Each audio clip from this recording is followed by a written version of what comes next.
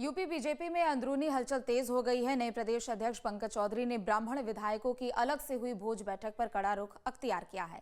पंकज चौधरी ने स्पष्ट शब्दों में इसे बीजेपी की रीति और नीति के खिलाफ बताया है, जिस पर अब विपक्ष ने भी हमला बोल दिया है।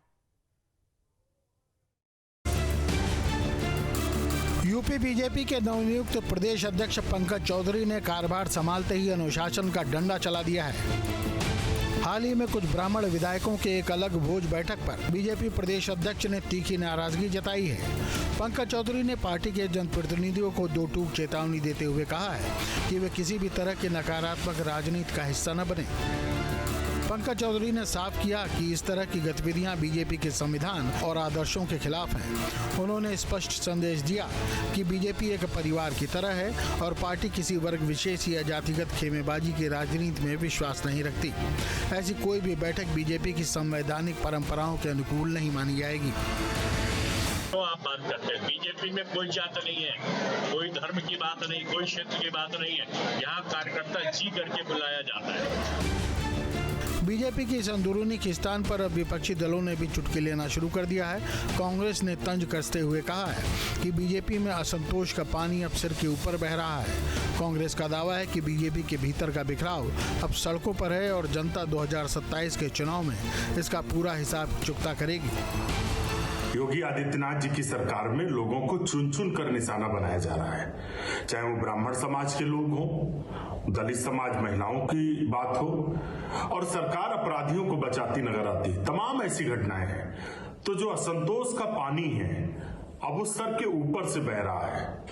लोग बैठक कर रहे हैं और उसको दबाने के लिए प्रदेश अध्यक्ष जी को चिट्ठी जारी करनी पड़ रही है। संवाद नहीं हो रहा है, समस्याओं का समाधान नहीं हो रहा, दबाने की कोशिश है। 2027 में जनता हिसाब किताब करेगी। दूसरी ओर समाजवादी पार्टी ने इस मुद्दे पर सरकार और संगठन को घेरा है। समाजवादी पार्टी ने आरोप लगाया है कि बैठक करने वाले विधायकों को डराया धमकाया जा रहा है। उन्होंने ब्राह्मण समाज को अपना समर्थन देते हुए कहा कि जो भी अपमानित महसूस कर रहे हैं उनके लिए समाजवादी पार्टी के दरवाजे हमेशा खुले हुए हैं। जब कुटुंब परिवार की बैठक होती है तब कोई कार्रवाई नहीं होती, न उनको कोई धमकी दी जाती है। और अगर ब्राह्मण भूमिहार के विधायकों ने सत्र के दौरान बैठक कर लिया, आपसी औपचारिक बातचीत कर लिया, तो प्रदेश और केंद्रित नेतृत्व को बड़ी दिक्कत हो रही है। इस तरह से धमकी किसी को नहीं देना चाहिए।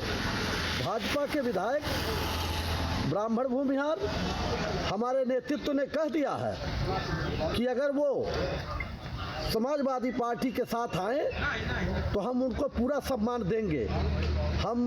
हमारी पार्टी ने कह दिया है भूमिहार ब्राह्मणों को समाजवादी पार्टी पूरा सम्मान देगी। अब देखना यह होगा कि प्रदेश अध्यक्ष की इस सख्ती के बाद क्या बीजेपी के भीतर मची यह सुगबुगाहट शांत होती है या फिर 2027 से पहले यह जातिगत गोलबंदी कोई नया सियासी मोड़ लेगी। Team news state.